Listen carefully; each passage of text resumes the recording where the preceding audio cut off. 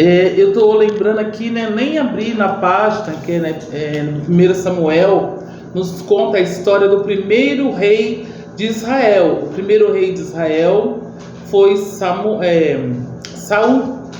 O rei Saul foi o primeiro rei de Israel. E ele era um homem, né, que foi escolhido por Deus, de boa formosura, né, de boa aparência. E o Senhor acabou por rejeitá-lo por causa da sua desobediência. Deus rejeitou a Saul. E logo Deus achou um homem segundo o seu coração. E ele disse que era Davi, que estava no meio pastoreando as ovelhas. Deus achou um homem segundo o coração dele, que era Davi.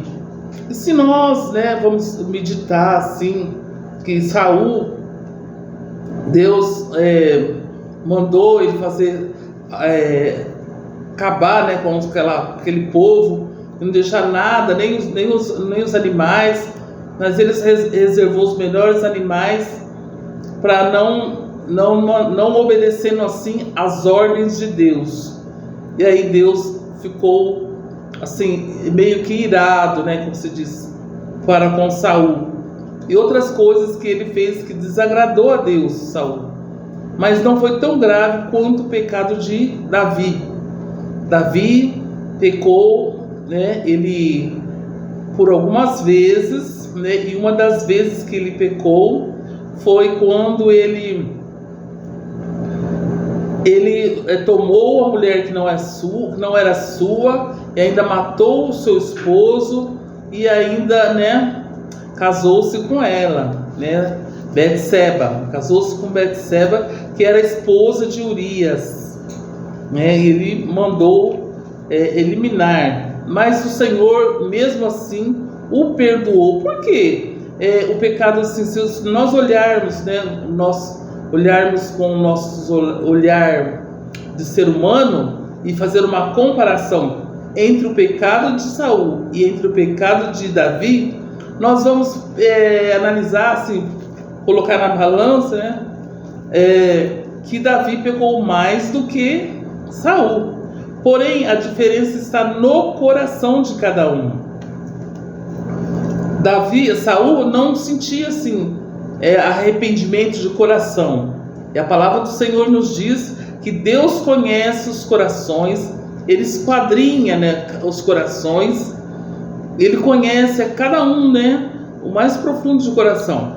E Davi, não, ele se arrependeu de todo o seu coração, de toda a sua alma, chorou muito nos pés do Senhor, pedindo, e escreveu alguns salmos, né, de arrependimento. E um desses salmos é o que nós vamos ler nesta noite, é o Salmo 51. Quando ele pecou, ele chorava aos pés do Senhor e estava realmente com o coração aquebrantado. Deus, ele não se importa muito com o sacrifício, pois, como está escrito, o sacrifício para o Senhor são coração aquebrantado. Um coração aquebrantado e contrito, Deus não rejeita. Então, há necessidade de um arrependimento genuíno, um arrependimento verdadeiro, não só de boca para fora. Se você disser para o seu irmão, olha, eu te perdoo, mas no fundo você não perdoa, você vai acumular, né, para si um rancor, uma mágoa, e que vai te trazer maiores problemas, né? Eu costumo dizer que é como pegar uma brasa, né, tentando jogar em outra pessoa, mas primeiro queima a própria pessoa, né? Então, realmente, o arrependimento é uma coisa que tem que brotar do coração profundo, não só da boca para fora, mas do coração. Tem que haver um arrependimento genuíno. E para nós herdarmos o reino do céu, nós que somos seres humanos, que somos cheios de falhas, cheios de pecados, há necessidade de um arrependimento genuíno, de um arrependimento sincero, né? Um coração aquebrantado. Então Saul, ele não tinha esse coração aquebrantado, né? Ele não se arrependia de todo o coração. Mas Davi sim, ele se arrependia de todo o seu coração, ele chorava. Até teve uma vez também que ele numerou o povo de Deus, e não era para ele numerar, Deus já tinha ordenado para ele não numerar, ele desobedeceu, mas ele também se arrependeu, e Deus assim fez uma obra gloriosa. O pecado de Davi está, né, inscrito no livro de 1 Samuel, se eu não me engano, 1 Samuel, e a gente não vai ler hoje não, porque eu quero ler o Salmo 51, que eu creio que esse Salmo fala muito conosco, pois nós somos, né, como dizia, seres humanos, somos pecadores, remidos pelo sangue de Jesus. Somos pecadores, lavados e remidos pelo sangue de Jesus, e nós temos assim uma tendência, né, pecaminosa.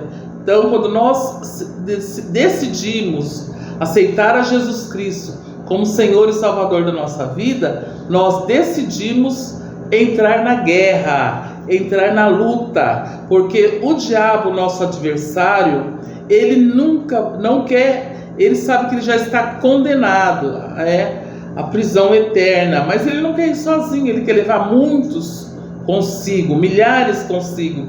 Então ele não desiste, ele fica rodeando, né? Rugindo como leão, buscando a quem possa tragar.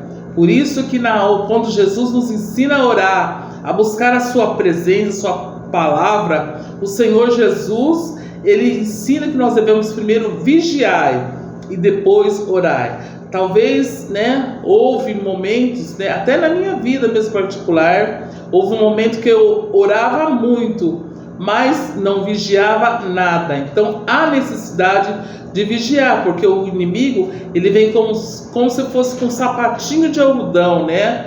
Parece que é coisa boa, parece que é algo que vai dar lucro para a gente, mas que faz nos cair no buraco, na cilada, né? E no pecado, no erro. Por isso que há necessidade de vigiar e orar. Pode ver que está escrita a palavra de Deus no livro de Mateus: vigiai e orai, porque o diabo, vosso adversário, anda rugindo como leão, buscando a quem possa tragar. Qualquer brechinha ele quer entrar. Nós, né, que somos do Senhor Jesus, nós temos assim a proteção do Senhor, né? Ao nosso redor está o anjo do Senhor, pois está escrito como o salmista escreveu, que os anjos do Senhor acampam ao redor daqueles que o temem e os livra. Nós que tememos ao Senhor, que temos fé no Senhor, que estamos na presença do Senhor, há um anjo ao nosso redor, né? E não nos protegendo e nos livrando, né, de todo mal, de todo perigo.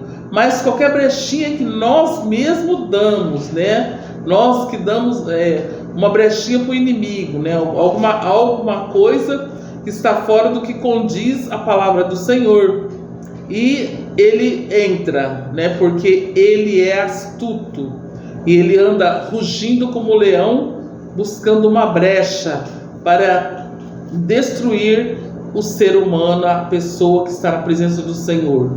Pois bem, mas nós temos também a resposta da palavra do Senhor, porque o cair é do homem e o levantar é de Deus.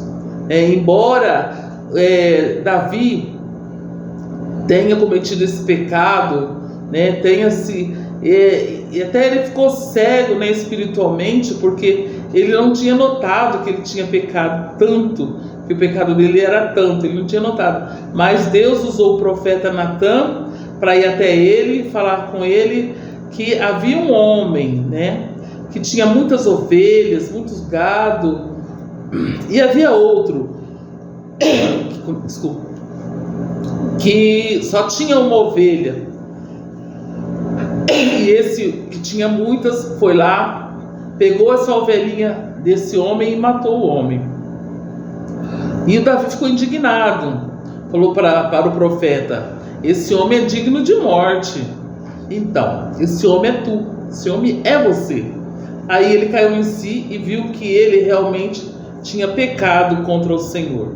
E ele escreveu alguns salmos com inspiração do Espírito Santo de Deus, em arrependimento de tudo que ele tinha feito.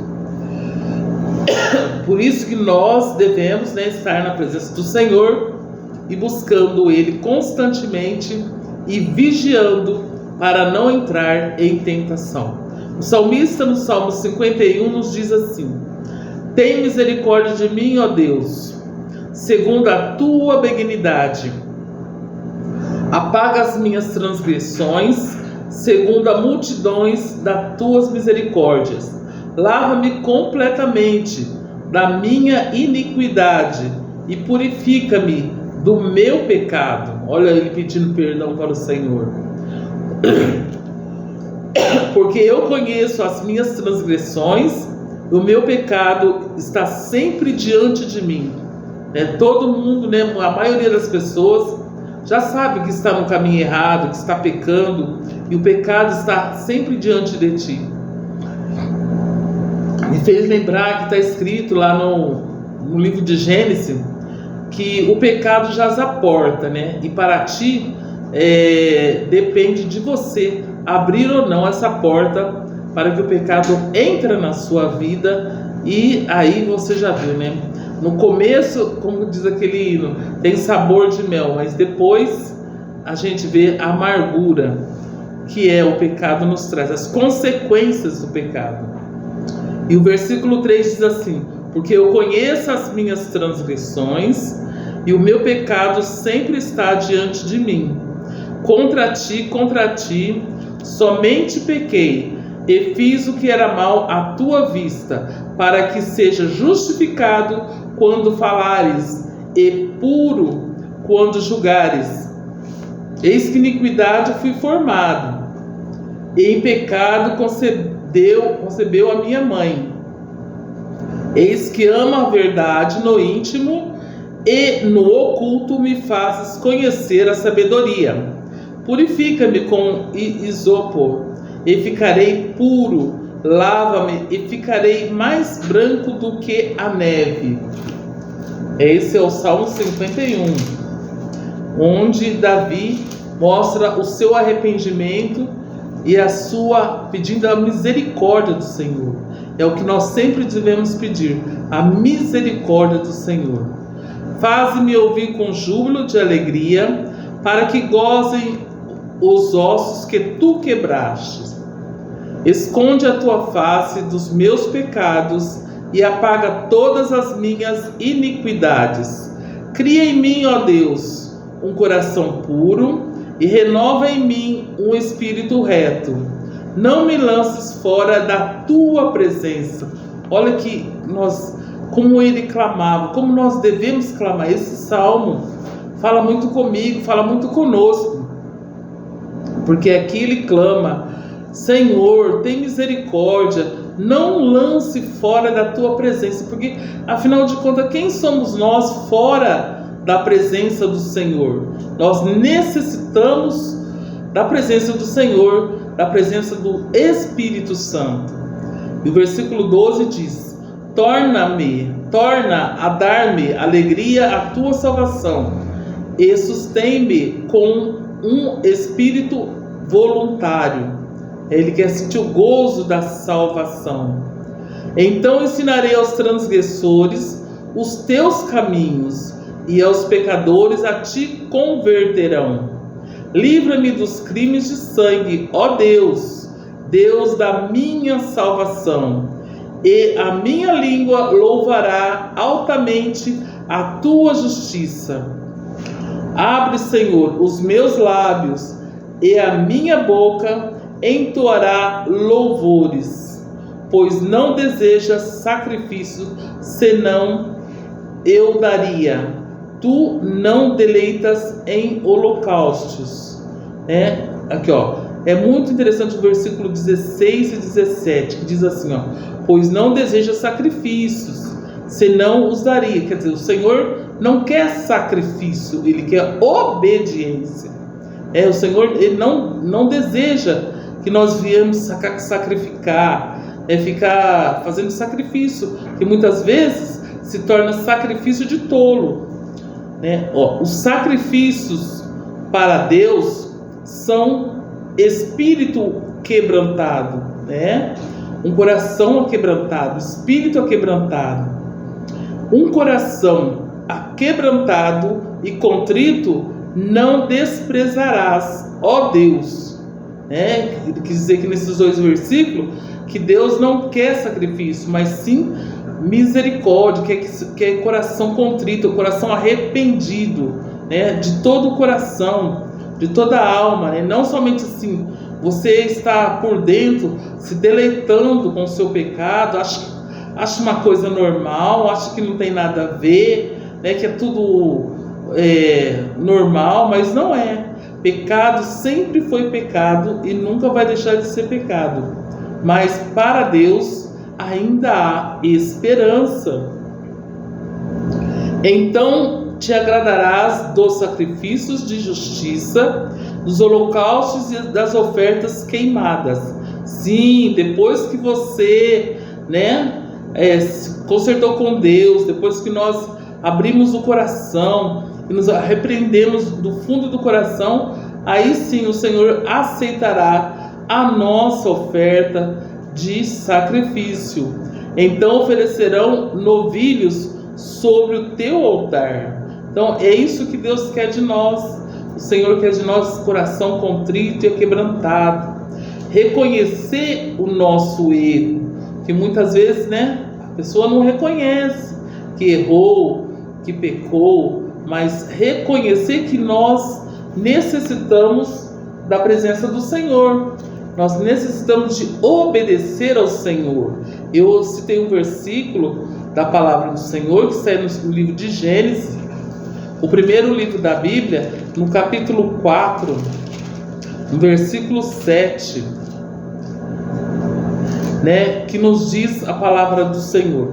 Vê que desde o começo do mundo, quando Adão e Eva pecaram ali no Jardim do Éden, o pecado deles foi o quê? A desobediência, E aí, aqui no versículo 7 diz assim: se bem fizeres, não é certo que serás aceito?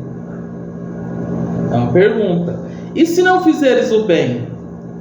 O pecado jaz à porta, e sobre ti será o teu desejo, mas sobre ele deves dominar. Então Deus, Ele nos deu a capacidade, deve dominar, Ele nos deu a capacidade de dominar, de resistir o diabo, resistir o pecado, Então sobre nós Ele vai dominar. Cabe a ti aceitar, a condição de pecaminosa ou não, dominar o pecado, sobre ti. Olha, anota aí para você ver. E é um versículo até bem conhecido.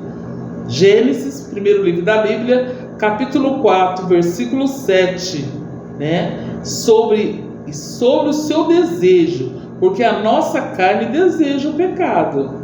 A nossa carne, os desejos carnais nos faz pecar, nos faz errar no nossa caminhada espiritual, Então, se pecado jaz à porta, e sobre ti será o seu desejo, mas sobre ele deves dominar. Nós devemos dominar, resistir. Lá já no livro de Efésios, se eu não me engano, está escrito: resistir o diabo e ele fugirá de vós. Então nós temos que muitas vezes resistir à tentação, resistir às ofertas do adversário, resistir àquilo que ele tem nos proposto, que aos olhos carnais parece ser bom, mas é caminho de trevas, é caminho de destruição, ou de um buraco muito fundo, que você pode cair e dificilmente se levantará. Mas para tudo, o Senhor tem uma resposta. No livro de Provérbios está escrito que as misericórdias do Senhor são as causas de nós não sermos consumidos, porque ela não tem fim. Deus é misericordioso, Deus é bondoso, está sempre pronto para nos perdoar e nos mostrar o caminho da salvação, o caminho da libertação. Então, vamos meditar na palavra de Deus, vamos confiar que a palavra do Senhor é fiel e verdadeira, e em o nosso Deus tudo pode e tudo executa por nós. Embora, né, a gente tenha uma dificuldade de lidar com o pecado, porque muitas vezes o pecado é prazeroso, né, aos nossos olhos carnais, mas muitas vezes nós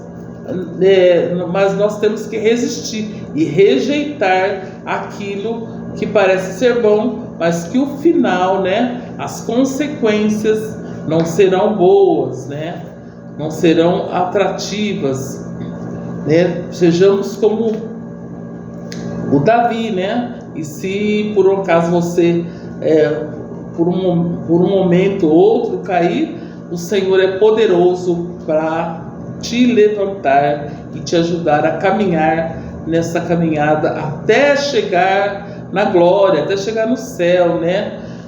O Senhor fala, lá no livro de Provérbios tem também um versículo que diz assim: aquele que confessa e deixa alcança misericórdia, né? Então, que maravilha nós podermos alcançar as misericórdias do Senhor.